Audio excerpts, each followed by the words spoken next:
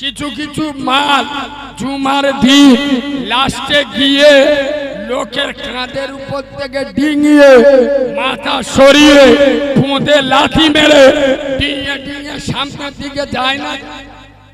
সত্য বলছি না মিথ্যা বলছি? লিখে নেন, বাঁদরামি করি নাই। এতগুলো নেট আমার দিকে তাকিয়ে আছে, বাংলা ভারতের মানুষ দেখছে।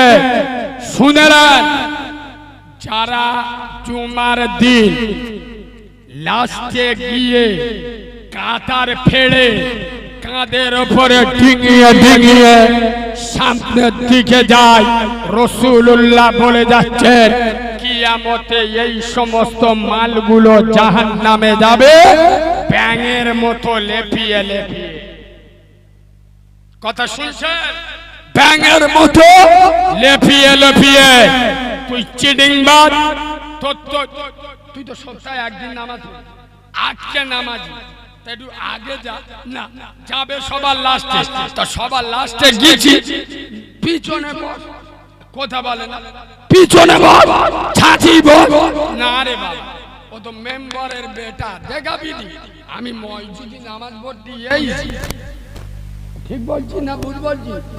বাঁদরামি আল্লাহর কাছে দেখাবেন না। আর বিশ্বাস করুন না বাবু, আপনার পাশে দাঁড়িয়ে নামাজ পড়ছিল, ইমাম যেই লাইলা বলে দোয়া শেষ করেছে, আপনি শুধু মুখে হাত বলিয়ে ডান দিক চেয়ে দেখবেন, মাল আননি। ঠিক বলছি না ভুল বলছি? সে পিসি সরকারের জাদু দেখেছে, মাল 1 সেকেন্ডে